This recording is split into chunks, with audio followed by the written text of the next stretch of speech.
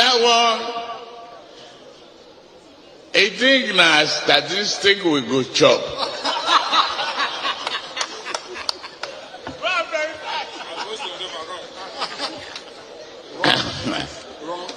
A lie with arithmetic that no Indian can solve it.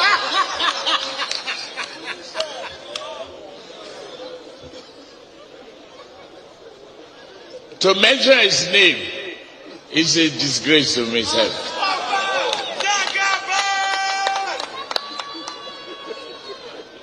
I won't mention the name. Wrong arithmetic, wrong statistics, warehouse economy, and that's not what Nigeria needs.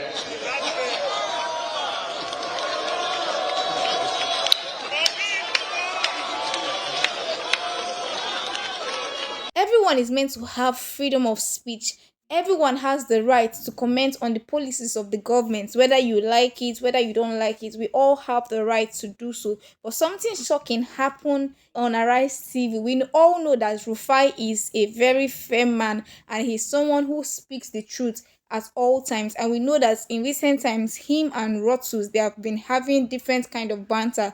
But something shocking happened. They almost fought on national TV just because Rufai was saying the truth concerning this administration. And we know that Rotus is always a Tinubu supporter. I will allow us to watch the video, guys, and I will want to know our take concerning this video. Now, Ayo has criticized the movement in the dollar, so has Rufai, so I'm sure Mr. K has too, so has a lot of people. But the same devaluation in the dollar that everybody was shouting about, that took the dollar from 430 or 460 to 750 is what gave the federal government even more money to share to the states, in fact. So look, for the populists out there, for the neo-welfarists, for the socialists, you have to pick a struggle. You can't criticize devaluation of the dollar and then say that the amount of money that the federal government is distributing is not enough. Where do you want the money to come from? Oh, by the way, the federal government has reintroduced subsidies. And so the subsidies now is going to put more pressure on the fiscal structure of the government.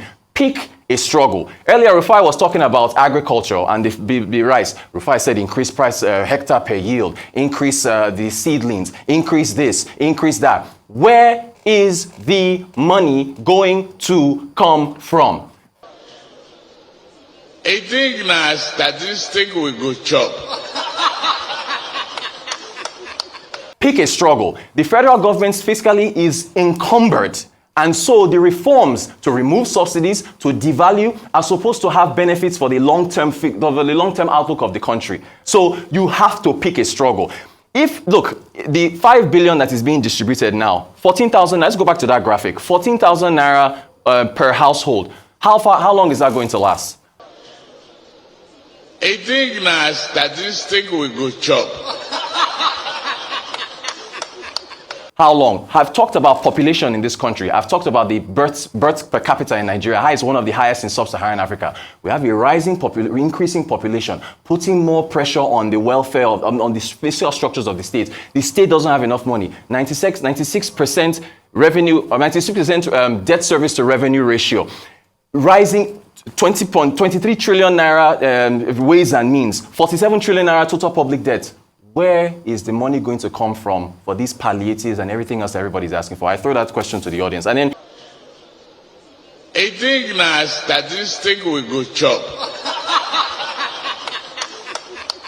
The CBN has introduced a new price verification system. It's going live August the 31st. This is for Form M, for imports. So what the CBN says is that if you are importing items into the country, essentially you will use this Form M to verify the price. So it is supposed to make sure it is a check on corruption. If I'm importing a car into Nigeria, I can't go and claim that the car cost me $100,000 when in fact there's a price verification system that will benchmark that price against what it's supposed to cost. So that's that. So that's our updates globally and across Africa. Okay. I think na statistic we go chop. So a quick reaction will be, I don't like getting hoodwinked by the dangers of the single story neoclassical economists will always make. Take, for instance, this clip we watch. It's a danger of a single story. Because the other part of the story they won't tell you is the fact that if there's actually supply and enough supply that goes to the bank, the same person too can go to the bank and get the forex at a good rate, like people used to get BTA. All right?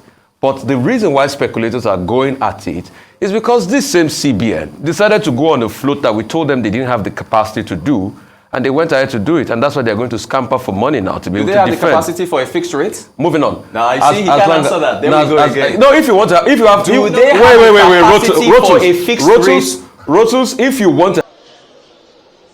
I think now statistic we go chop.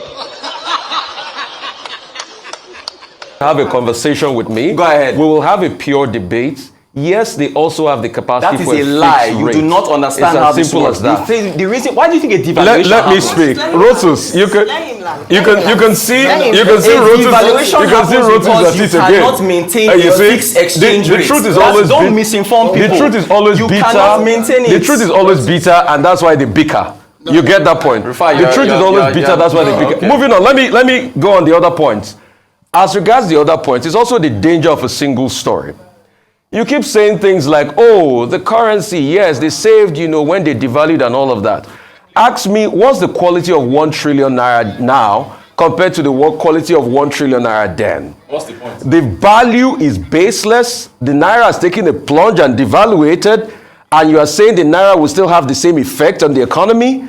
So these are the arguments the neoclassical economists make that is not always circumspect. That's just the problem I have with them. From what I watch here, it is clear that Rotus is just trying to defend the Tinubu-led administration, and that's it. Because from what Rufai is saying, Rufai is actually saying the truth and what Nigerians are going through in the hand of the rise of dollar and all of this. But he was just trying to defend Tinubu and Tinubu's policies and all of that. But I believe, like I said, we all have freedom of speech, and these people are journalists. There's no way you will be trying to shut your fellow journalist from talking, because he always speak the truth, because that he is someone who gives attention to the things that the government is doing that are not right. So that's what I just watched here. But I believe that, like I said, every one of us, we are meant to have the right to speak our mind at different occasions. So this is not nice at all. Thank you so much, guys, for watching this video. I would like to hear our thoughts concerning this video in the comment section. Please do well to like this video, and please, if you've not subscribed to our channel, do well to hit the subscribe button so you get notified whenever we post a new video.